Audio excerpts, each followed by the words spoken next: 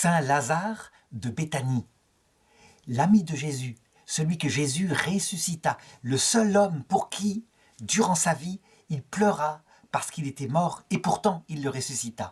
Il faut absolument raconter sa vie. Alors, je sais bien que la vie des premiers saints, ceux qui sont dans l'Évangile, a été passée au crible par les exégètes des années 60-70 qui ont, on peut dire, tout déconstruit. Ça veut dire que c'était pas Lazare, Lazare n'était pas vraiment ressuscité, c'était une invention de Saint Jean, etc. Tout ce qu'on peut imaginer. Il faut savoir que ces exégètes sont morts. Et eux, pour le coup, ils sont dans l'autre monde. Ou peut-être, là, ils ne parlent plus de la même façon. Donc, je n'ai pas m'occuper de ce qu'ils ont dit. Par contre, ce qu'il peut rester de leurs travaux, c'est distinguer ce qui est de l'ordre du récit évangélique avec certitude et ce qui est de l'ordre des légendes qui suivirent. Et donc, je préciserai à chaque fois ce qu'il en est. Alors, comment est-ce que Jésus a connu Lazare et aussi ses deux sœurs qu'il aimait beaucoup, Marthe et Marie? On ne sait pas, ce n'est pas raconté dans l'Évangile. Ce qui est certain, c'est que Jésus, qui avait une vraie nature humaine, on le sait, il est Dieu fait homme, mais sa nature humaine est réelle. Eh bien, il aimait venir à Béthanie. Et là, il se reposait auprès d'eux. Il y trouvait un repos pour son âme, quelques jours avant de repartir. Ça ne durait jamais.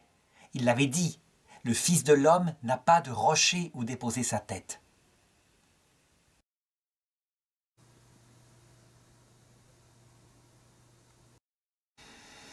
Comment se fait-il qu'il devint ami de cette famille, et en particulier de Lazare? Pour ce qui concerne Marie, on le sait, elle était fort contemplative. Elle écoutait ses paroles. Marthe, elle, on le sait aussi, elle était dévouée. Elle passait son temps à essayer de faire plaisir à Jésus en préparant des bons repas pour lui et ses apôtres. Si bien que tous les deux étaient à son service. Mais un jour, alors que Marthe se plaignait parce que Marie restait comme béate au pied de Jésus à l'écouter, Marthe dit à Jésus, « Tu ne vois pas qu'elle ne m'aide pas ?»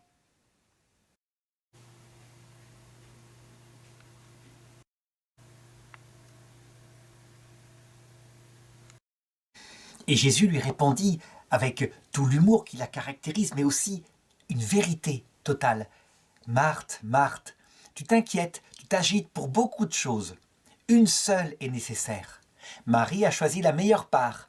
Elle ne lui sera pas enlevée. » Il indiqua ainsi que la vie contemplative, la prière du cœur, celle qui est tournée vers la connaissance du Seigneur, est certainement la chose la plus importante qui existe dans l'univers, au point que, sans doute, la prière démoniale contemplative fait que le monde subsiste encore. Tandis que l'action, qui est très belle, eh bien, elle n'a de valeur que si elle sort de la contemplation. C'est une chose, je vais le montrer tout à l'heure, qui énervait déjà Judas l'Iscariote, qui lui, je dirais, se donnait des airs de générosité. Il tenait la bourse et il donnait un peu d'argent aux pauvres, tout en volant un petit peu d'argent parallèlement. Oh, pas beaucoup, ça se voyait pas, mais tout de même, il ne perdait pas le nord.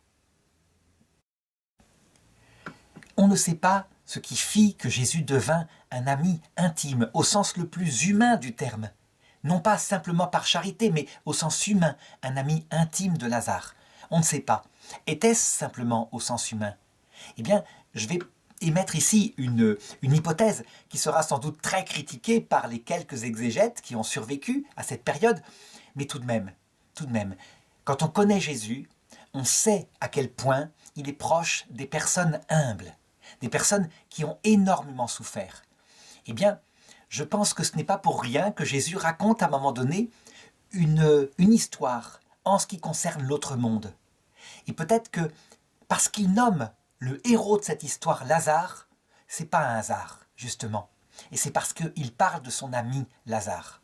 Voilà ce qu'il raconte. Un jour, il veut illustrer ce qu'on fait sur Terre et pourquoi parfois on y souffre. Et, je dirais, le rôle par rapport à l'éternité de tout cela. Il dit une parabole. C'est plus qu'une parabole, hein. C'est une description de la vie après la mort quelque part, sous forme évidemment de symboles parfois. Un homme appelé Lazare était auprès d'un homme riche qui mangeait énormément, qui donnait à ses chiens les restes de sa nourriture. Et Lazare, qui mendiait à sa porte, était tellement affamé qu'il aurait bien aimé qu'on lui donne à lui les restes qu'on donnait aux chiens, mais personne ne pensait à le lui donner. C'était donc une vie terrible. Et un jour, Lazare mourut, et il fut emporté dans le sein d'Abraham. Ça veut dire dans le paradis provisoire qui existait depuis, je dirais, la mort d'Adam et Ève pour ceux qui étaient justes, et où, je dirais, on attendait la venue du Christ pour rentrer un jour dans le paradis définitif, la vision béatifique. Le riche, à son tour, mourut, et il fut emmené au Shéol. Je dis bien le Shéol. Il n'est en aucun cas dit qu'il fut emmené en enfer. Le Shéol, ça veut dire le passage de la mort, le séjour des morts, là où on attend, je dirais, séparé de tout bonheur, comme une ombre dans la souffrance. Et dans ce Shéol, le riche vit de loin Lazare, avec Abraham à côté de lui. Alors il supplia Abraham, et il dit, « Père Abraham, envoie auprès de moi Lazare, pour qu'il trempe son doigt dans l'eau que vous avez, vous, afin que j'aie un peu moins soif que là où je suis. » Mais Abraham lui répondit, « Quand tu étais sur la terre, tu avais hérité du bonheur, et Lazare du malheur. Eh bien maintenant c'est ton tour. Et il y a d'ailleurs un obstacle infranchissable entre vous et nous, de telle façon que vous ne puissiez pas venir vers nous, et nous vers vous. » Alors le riche, voyant que c'était impossible, répondit à Abraham, « Dans ce cas-là, s'il te plaît, père Abraham, envoie au moins Lazare auprès de mes frères qui sont sur terre, afin de les prévenir, et qu'ils ne viennent pas dans ce lieu de douleur. » Et Abraham répondit à Lazare, « Mais ils ont les prophètes, ils ont l'écriture. » Et moi je te le dis, quand bien même quelqu'un ressusciterait d'un mort, il ne serait pas convaincu. Cette histoire, je dirais, j'imagine tout à fait, c'est une hypothèse, que chacun en fasse ce qu'il veut, en fait elle annonçait ce que Lazare, lui, vivrait. Il allait ressusciter, je vais le raconter tout à l'heure.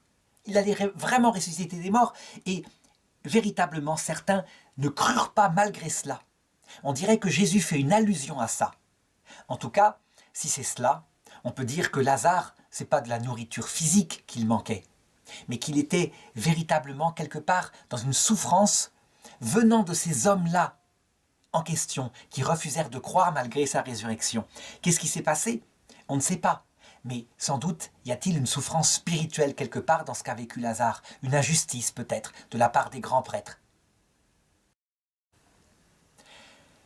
Toujours est-il que Lazare, à cause de cette grande souffrance, était devenu l'ami intime de Jésus, parce que Jésus est attiré par les hommes qui sont pauvres, qui ont beaucoup souffert, dont le cœur a appris dans leur exil terrestre, quelque part à être un cœur tremblant, un cœur pauvre.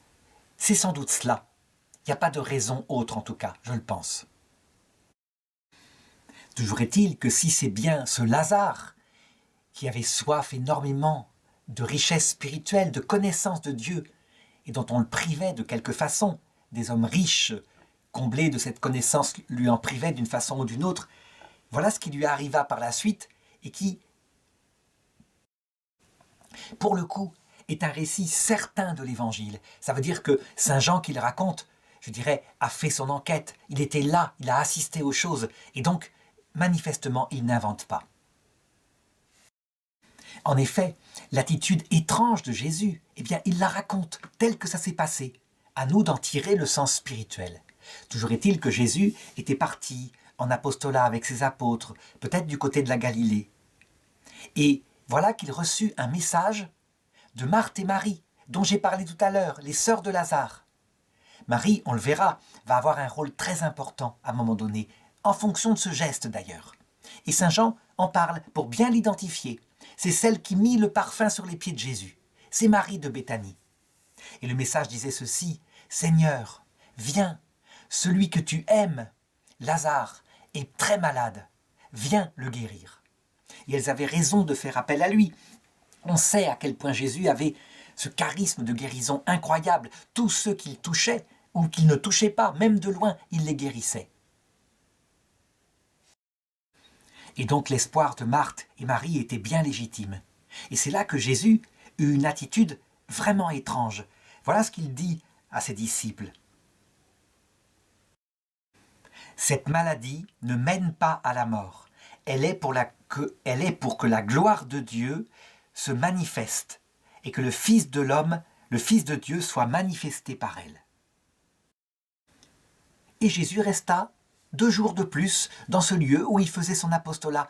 C'est d'autant plus étrange qu'il savait forcément les souffrances, les affres par où passaient Marthe et Marie. Et l'Écriture le dit, Jésus aimait Marthe et sa sœur, et il aimait aussi Lazare. Donc pourquoi il les laisse comme ça, dans la souffrance? Est-ce que c'est de l'indélicatesse? Bien sûr que non, justement, on va le voir.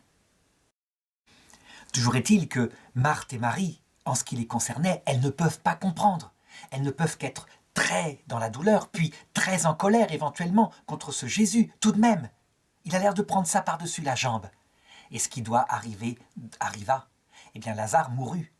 Et voilà que, au bout de 2 jours, Jésus dit à ses disciples, « Allons de nouveau en Judée. » Et ses disciples lui répondirent, « Rabbi, tout récemment, les Juifs cherchaient à te lapider et tu retournes là-bas. »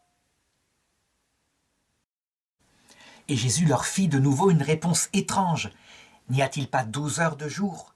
Si quelqu'un marche le jour, il ne bute pas, parce qu'il voit la lumière du monde. Mais s'il marche la nuit, il bute, parce que la lumière n'est pas en lui. En fait, Jésus, il le dira plus tard, il le dira à ses apôtres, toujours dans l'Évangile selon saint Jean. Sa vie, personne ne la lui prend. C'est lui qui la donnera, et au moment où il le décidera. Et donc, il y va, simplement. Il sait très bien que ce n'est pas encore son heure n'est pas encore arrivée. Et là, Jésus a encore une parole étrange qui montre sans doute que Jean, qui était témoin, raconte la vérité. Il dit « Notre ami Lazare repose ». Alors les disciples lui répondirent, toujours en insistant « S'il repose, c'est qu'il va mieux, et donc c'est peut-être pas la peine d'aller provoquer les Juifs en Judée. » Et Jésus leur dit à ce moment-là clairement « Lazare est mort. » Et il ajouta « Et je me réjouis de ne pas avoir été là-bas, parce que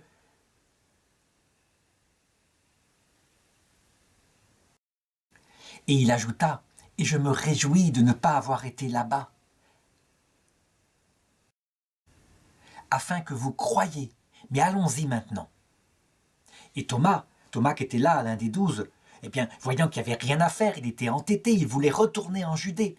Eh bien, il dit comme ça, en colère, « Eh bien, allons-y donc, et nous mourrons avec lui. » Parce que pour lui, c'était suicidaire, évidemment, de repartir, alors qu'on venait plusieurs fois de vouloir le lapider. Et effectivement, lorsqu'on arriva de ce voyage à pied qui prenait plusieurs jours, eh bien Lazare était dans le tombeau depuis 4 jours déjà. On avait dû l'enterrer, on était sans doute en plein été, et son corps commençait à se décomposer.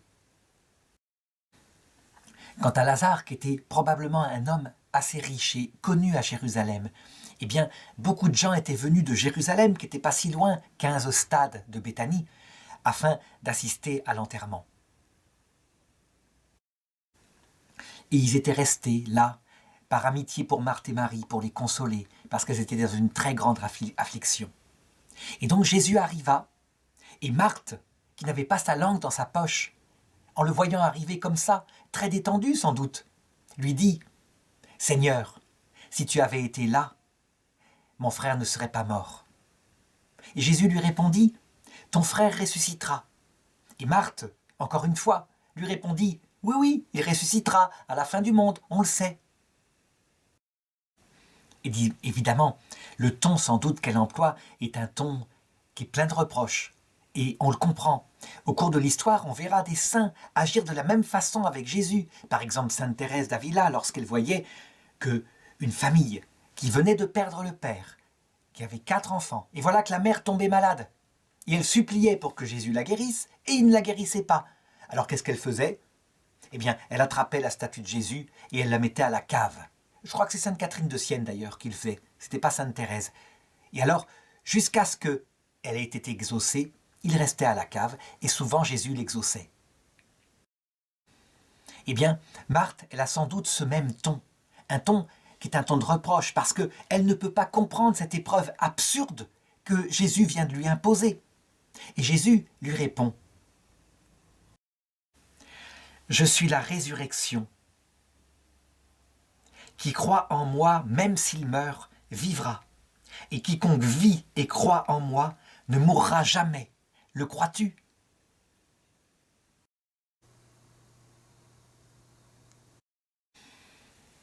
On peut penser, et on n'a pas malheureusement les smileys, plutôt les... Oui, il pourrait montrer l'émotion avec laquelle Jésus dit ça. On peut penser en tout cas que cette parole que Jésus adresse à Marthe en la regardant dans les yeux la touche profondément parce que sa réponse, eh bien, elle n'est pas la même. Fini le ton de reproche. Elle lui dit « Oui, Seigneur, je crois que tu es le Christ, le Fils de Dieu, qui vient dans le monde. » Simplement, eh bien, toujours elle garde en elle cette obscurité en se disant « Très bien, je sais que Lazare, son âme est vivante dans l'autre monde, d'accord, il n'est pas dans le néant, mais tout de même, il est mort. » Et c'est ça la réalité. Alors, même si elle a été touchée, et qu'elle croit, et qu'elle proclame sa foi, eh bien, elle s'en va. Sans doute ne peut-elle pas supporter davantage, et elle prévient sa sœur Marie. Et quand Marie apprend que Jésus est là, eh bien, elle court vers lui, et elle lui dit la même chose. Et elle se jette à ses pieds. Donc, on peut vraiment croire que elle le dit avec un autre ton. Cette fois, ce n'est pas une colère d'amour, mais c'est une douleur d'amour. Seigneur, si tu avais été là, mon frère ne serait pas mort. Et elle pleure. Et Jésus, la voyant pleurer, et pleurer avec elle tous ceux qui sont là, parce que ça a été une grande douleur pour tous, eh bien se met lui aussi à pleurer.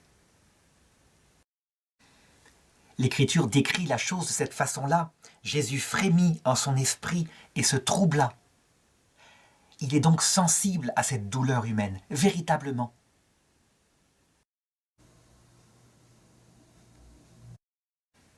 Et il dit, « Où l'avez-vous mis » Et les gens qui étaient là lui dirent, « Seigneur, viens et vois. » Et ils arrivèrent près du tombeau, et Jésus pleura. Et les gens disaient, « Voyez comme il l'aimait. » Mais évidemment, il y en avait d'autres qui disaient autre chose, et qui disaient, avec le même ton de reproche, « Ne pouvait-il pas, lui qui a ouvert les yeux de l'aveugle, faire aussi que celui-ci ne meure pas ?» On est vraiment là devant, je dirais, le mystère de la souffrance et du silence de Dieu, de l'inaction de Dieu parfois par rapport à certaines de nos douleurs. On le sait, on sait maintenant, en regardant avec profondément la tradition de l'Église, que en fait, c'est pour que la gloire de Dieu se révèle en nous. Ça veut dire qu'il ne nous ressuscite pas toujours, comme là ça s'est passé, évidemment, mais notre cœur en est changé. Notre cœur, qui ne comprend pas parfois, appelle un sauveur et une réponse. Et du coup, le Seigneur nous façonne un cœur brisé, un esprit humilié, qui a soif d'une réponse, qui a besoin d'un sauveur. Et cette humilité, cette petitesse de cœur fait que lorsqu'on rencontre le Seigneur, on est tout prêt à recevoir le message, parce que, évidemment, lorsqu'il vient, qu'il se manifeste dans sa gloire à l'heure de la mort, à la fin du monde, c'est absolument unique. Mais si notre cœur est préparé, on reçoit sa réponse, paisiblement, dans l'allégresse. Jésus savait tout ce que ces gens pensaient, et ce sont les pensées tout au long de l'histoire qui sont résumées ici. Et donc, frémissant à nouveau en lui-même, il dit « Enlevez la pierre du tombeau ». Parce que le tombeau était une grotte. Il y avait une grosse pierre, ronde sans doute, qui avait été placée devant pour le fermer. On sait à quoi ressemblent les tombeaux à l'époque de Jésus.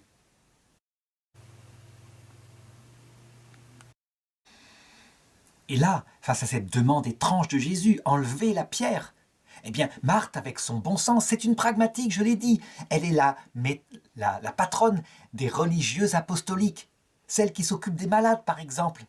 Parce que, eh bien, je dirais, elle a les pieds sur terre. Et elle dit au Seigneur, « Seigneur, il sent déjà mauvais. C'est le 4e jour. » Et Jésus lui répondit, « Ne t'ai-je pas dit que si tu crois, tu verras la gloire de Dieu ?» Alors les gens qui étaient là, eh bien, obéirent à ce qu'il avait demandé, et ils se mirent à enlever la pierre qui était devant le tombeau. Et alors, devant tous ces témoins qui étaient réunis, devant le tombeau de Lazare, Jésus prononça cette prière. « Père, je te rends grâce de m'avoir écouté. Je sais que tu m'écoutes toujours, mais c'est à cause de la foule qui m'entoure que j'ai parlé, afin qu'ils croient que tu m'as envoyé. » Et ayant dit ça, il s'écria d'une voix forte, « Lazare, sors du tombeau !» Et Lazare sortit du tombeau. Il était enveloppé de son linceul, il était entouré des bandes. Donc, véritablement, son corps n'était pas dégagé.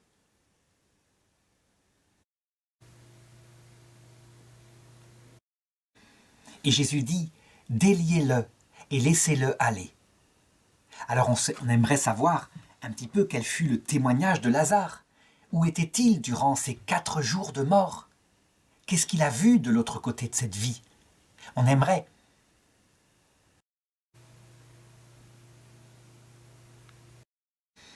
Et je ne peux manquer de rappeler ce que j'ai raconté au tout début de cette vidéo. Cette histoire de Lazare qui arrive auprès du saint d'Abraham et qui voit l'autre monde. Et Abraham lui explique des choses. Et l'absence de réponse que toute sa vie il avait eue sans doute de la part des prêtres qui ne lui donnaient aucune nourriture spirituelle, eh bien, elle trouve son explication. Ils auront eux aussi leur purification. Ils devront passer par une dure école pour peut-être un jour entrer dans le paradis. C'est ce qu'on appelle l'Hadès. Toujours est-il qu'il a dû sortir de cette expérience avec les réponses dont il avait tellement besoin et qui l'angoissaient. Je pense que si c'est cela, ce qui s'est vraiment passé, y compris à l'intérieur de son cœur, alors Lazare doit être le patron de toutes les personnes qui sont là sur terre, qui supplient que quelque part on leur donne l'explication du sens de la vie, qu'ils ne l'ont pas et qui donc connaissent des angoisses terribles, terribles. C'est la maladie, on peut le dire, de l'Occident en ce XXIe siècle. On peut être certain que si je ne me trompe pas, et que Jésus a évoqué cette parabole de Lazare avec le riche, pour exprimer cela, eh bien, on doit pouvoir le prier pour nos enfants qui vivent cette angoisse, qui ont presque parfois envie de mourir tellement cette vie est insensée, afin qu'il leur donne une grâce par un rêve, par une présence mystique de l'Esprit Saint, parce qu'il a le pouvoir sur le cœur de Dieu, là où il est maintenant. Il est roi du cœur de Dieu, lui qui a connu tellement de souffrances, et donc il leur obtiendra cette grâce. Toujours est-il que cette histoire va avoir un retentissement énorme dans tout Jérusalem. Les gens qui étaient là, et en particulier des amis des grands prêtres, des Sanhédrins, et des pharisiens, et des sadducéens, eh bien, ils revinrent rapporter ce qui s'était passé. Et c'était vraiment extraordinaire. On n'avait jamais vu quelqu'un ressusciter un mort, et un mort que tout le monde avait vu mort. Je veux dire, il n'y avait pas d'histoire. Son corps se décomposait, on avait même dû l'enterrer tellement il sentait mauvais. Donc c'est pas une simple NDE, expérience proche de la mort, avec une sorte de réanimation au bout de quelques minutes. Non, là c'était un cadavre déjà en état de putréfaction.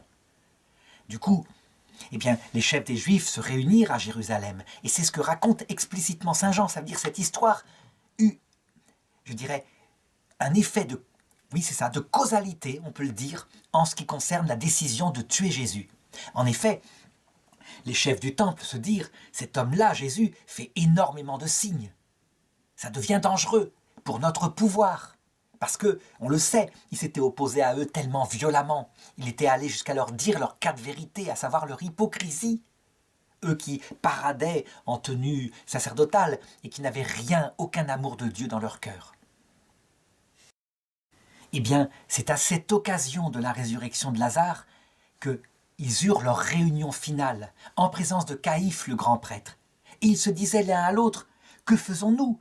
Qu'allons-nous faire? Il va finir par entraîner tout le peuple à sa suite. » Sous-entendu, nous perdrons notre pouvoir, mais avec comme raison officielle, et puis les Romains vont agir, il y aura des massacres. Et ils ne savaient pas comment agir. Et c'est là que Caïphe, dit Saint Jean, se mit en colère et leur dit, « Vous n'entendez rien. Est-ce que vous ne comprenez pas qu'il vaut mieux qu'un seul homme meure plutôt que le peuple tout entier ?» Et on se rangea à son avis. C'était le bon sens. Il fallait trouver un système pour le tuer, pour l'éliminer. Et alors, évidemment, le problème serait réglé. Saint Jean dit, à cet égard-là, quelque chose qui est très important. C'est dans son évangile, chapitre 11, verset 51. C'est une leçon qui nous permet de comprendre comment on doit avoir toujours, quoi qu'il arrive, énormément de respect pour la fonction du grand prêtre et pour nous chrétiens, pour la fonction du pape. parce qu'elle est revêtue d'une protection infaillible. Mais que l'homme qui est dessus, quelquefois, peut être un fiefé pervers. Et c'est le cas de Caïphe. Caïphe, on a bien compris, il a dit ça en se disant « on va le zigouiller ». C'est très pratique comme truc, on va le zigouiller en secret s'il le faut. Mais Saint Jean commente en disant « en fait, sans s'en rendre compte, il ne dit pas ça de lui-même. Mais parce qu'il était grand prêtre cette année-là, c'est l'Esprit Saint qui lui inspira de dire que Jésus devait mourir non seulement pour le peuple juif, mais aussi pour tous les hommes de toute l'humanité. C'est donc une énorme prophétie, une grandiose prophétie, la prophétie ultime du sacerdoce des Juifs à cette époque-là, qui est donnée. Et pourtant, eh bien, Caïphe ne voulait pas la donner, mais l'Esprit Saint est au-delà des mots, et ça arrive souvent. Qu'on se souvienne par exemple le Concile Vatican II, où les pères se disent « nous n'allons pas d'émettre de dogmes solennels, il n'en est pas question, nous voulons être humbles ». Mais le problème, c'est que l'Esprit Saint voulait un dogme solennel sur le fait que le salut serait proposé à tout homme, par un moyen connu de lui. C'est comme ça. Eh bien, qu'on lise Gaudium et Spes 22.5, le dogme solennel, il est là. Nous devons tenir que. Il y a une solennité. Ça leur a échappé, mais c'est comme ça. L'Esprit Saint, il est au-delà des calculs des hommes. Je voudrais montrer comment la mort de Lazare fut même à l'occasion, je dirais, non seulement de la décision des grands chefs des Juifs, mais à l'occasion de l'élaboration du moyen qui permit l'arrestation de Jésus. C'est quelque chose de bouleversant. Comment cet événement a pu être si important, alors qu'on n'y fait pas toujours attention dans l'Écriture.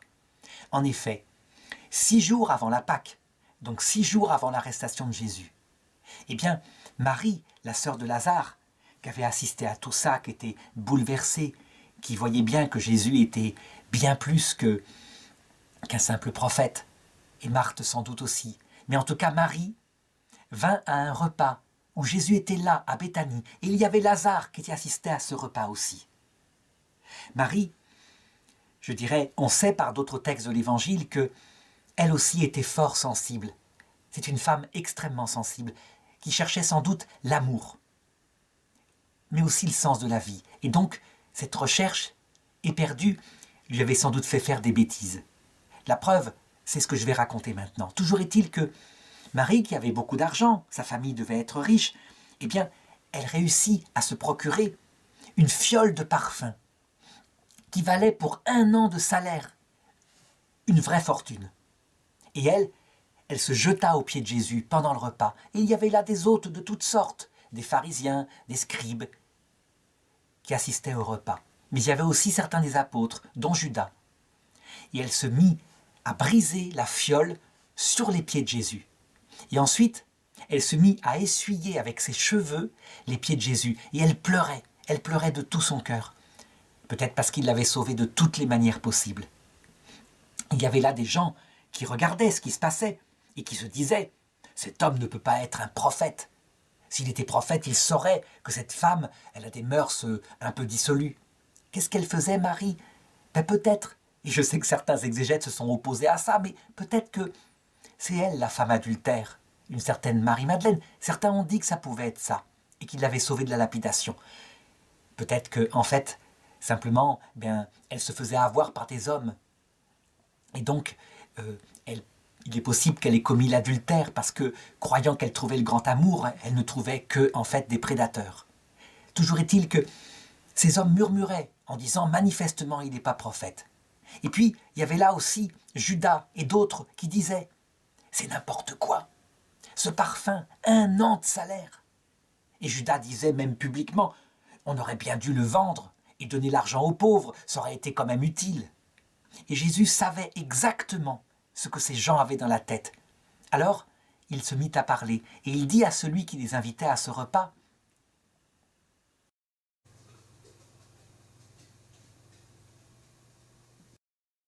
qui était un pharisien et qui s'appelait Simon, et ça c'est raconté dans Luc chapitre 7, verset 39, parce que ça a tellement bouleversé tout le monde que même Luc le raconte. Et il lui dit ceci, en se tournant vers la femme qui était là à ses pieds. « Tu vois, Simon, cette femme, je suis entré dans ta maison et tu ne m'as pas versé d'eau sur les pieds. Elle, au contraire, elle m'a arrosé les pieds de ses larmes et les a essuyés avec ses cheveux. Tu ne m'as pas donné de baiser. Elle, au contraire, depuis que je suis entré, elle n'a pas cessé de me couvrir les pieds de baisers. Tu n'as pas répandu d'huile sur ma tête. Elle, au contraire, elle a répandu du parfum à mes pieds. Eh bien, je te le dis, Simon, à cause de cela, je te le dis, ses péchés, ses nombreux péchés, lui sont remis parce qu'elle a montré beaucoup d'amour. Et celui à qui on remet peu montre peu d'amour. Mais celui à qui on remet beaucoup aime beaucoup. Puis il dit à la femme, qui était Marie donc, tes péchés te sont remis. Eh bien, je dirais, même face à une telle parole, pleine de douceur, pleine de miséricorde, certains de ceux qui étaient à table se mirent à murmurer dans leur cœur en disant « Pour qui il se prend celui-là » Il se donne même le pouvoir de pardonner les péchés. C'est un pouvoir qui n'appartient à Dieu et à Dieu seul. Comme si la résurrection de Lazare n'était pas suffisante, elle qui avait eu lieu quelques jours avant, pour leur montrer un petit peu la réalité. On peut dire vraiment face à cela que quand Jésus dit que si un mort ressuscitait, il ne serait pas convaincu, il fait vraiment parler en vérité cette parabole. Quant à Judas, eh bien, Jésus lui répondit, lui qui aurait voulu donner cet argent et soi-disant le distribuer aux pauvres alors qu'il volait dans la bourse. Laisse-la, c'est pour le jour de ma sépulture qu'elle devait garder ce parfum. Les pauvres, en effet, vous en aurez toujours avec vous, mais moi, vous ne m'aurez pas toujours.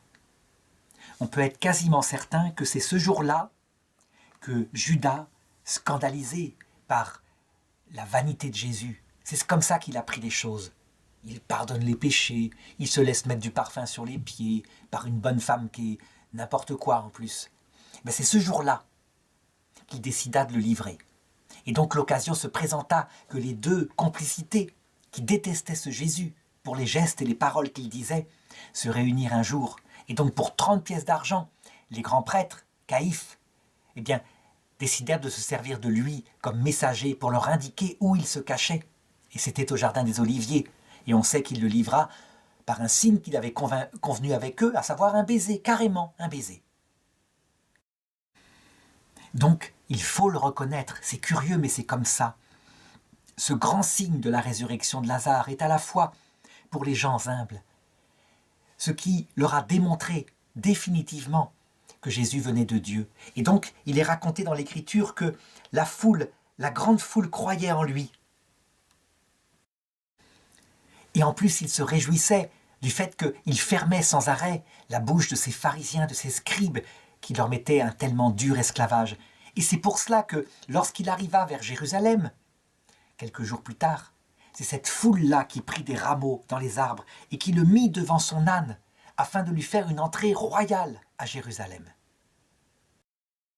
Eh bien, cela aussi, je dirais, énerva et acheva d'énerver les autorités du peuple juif qui confirmèrent leur décision de tuer non seulement Jésus, mais de tuer aussi Lazare. Et on sait ce qui se passa par la suite, comment ils organisèrent la mise à mort de Jésus en secret, par un procès de nuit, par peur de la foule qui, elle, évidemment, aimait Jésus et l'acclamait. Et comment ensuite ils le livrèrent à Pilate. Certains ont dit, mais ça ne peut pas être la foule des Juifs, puisque la foule était là et elle criait « à mort, nous voulons libérer plutôt, Barabbas ». En fait, la foule qui décida de crier à mort Jésus, c'est une petite foule des clients des grands prêtres, et donc ceux qui se servent de ces textes-là pour dire que le peuple juif est le peuple déicide, se trompent, qui regardent plutôt ces textes. La majorité de la foule, ceux qui n'avaient pas, je dirais, accès auprès des grands prêtres pour avoir d'eux de l'argent, des honneurs, etc., ils suivaient Jésus. Et donc ils furent désolés de le voir ainsi crucifié. Mais certains aussi se moquaient de lui, parce qu'ils disaient « C'est pas lui qui a ressuscité Lazare il y a quelques jours, là. Et il est sur la croix, il est incapable de se sauver lui-même. C'est bizarre, cette affaire-là. Lazare, il était vraiment mort, on en est sûr, on était là. » On pense que Marthe, Marie et Lazare n'étaient pas à la croix. Évidemment, certains pères de l'Église qui disent que Marie, c'est Marie-Madeleine, disent qu'elle était à la croix. Et ça, je dirais, ça restera intranché jusqu'à ce qu'on voit la réponse de l'autre côté. Il est tout à fait possible que Marie de Béthanie et Marie-Madeleine soient une seule personne, puisque, on le voit bien, elle est accusée d'être une femme qui a commis des péchés, comme Marie-Madeleine, qui n'est pas une prostituée, Marie-Madeleine, mais simplement une femme qui cherche l'amour.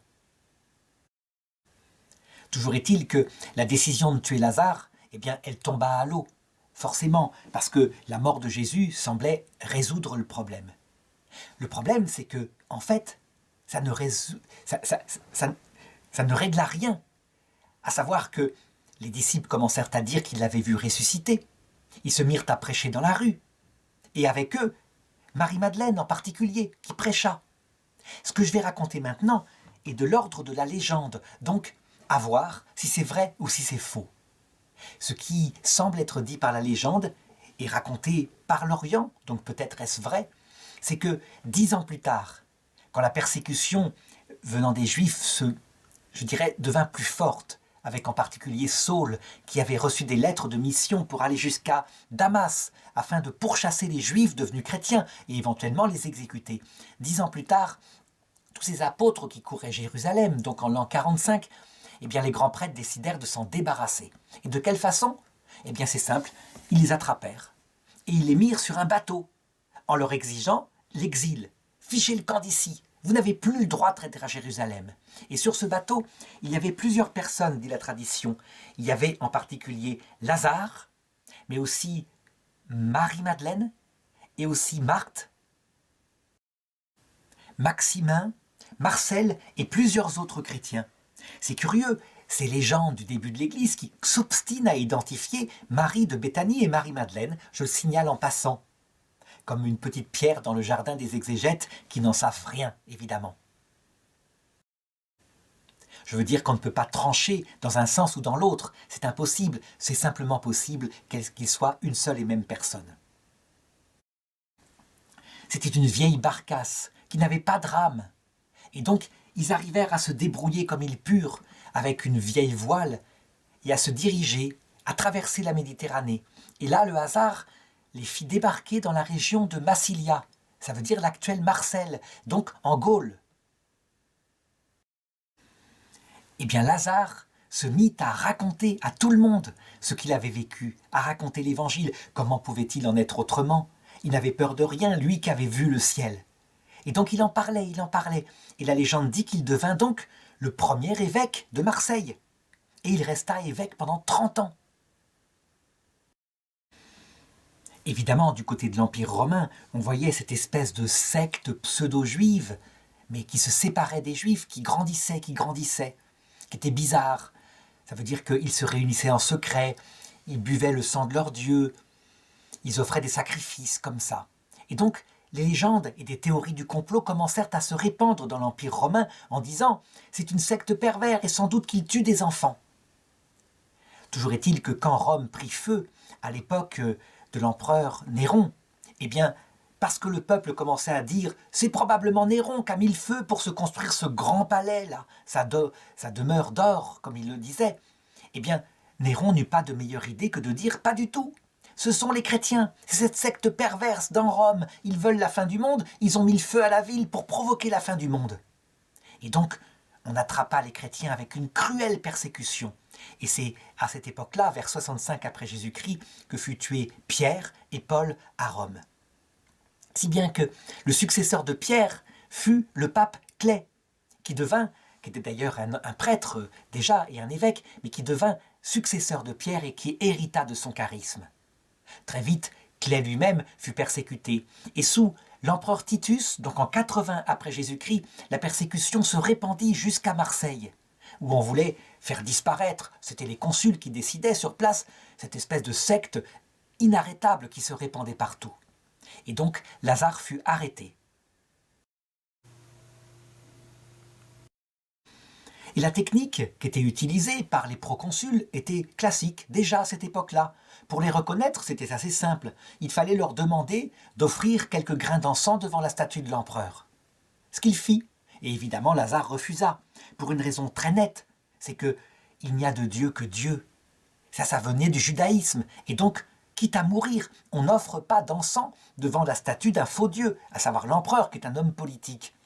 Et donc, il répondit au proconsul « Je suis le serviteur de ce Jésus qui m'a rappelé à la vie.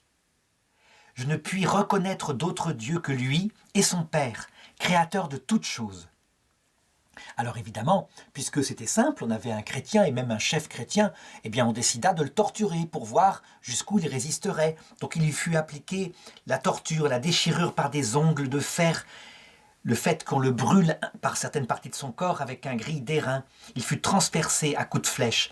Et comme il avait résisté à tous les tourments, il finit par avoir la tête tranchée.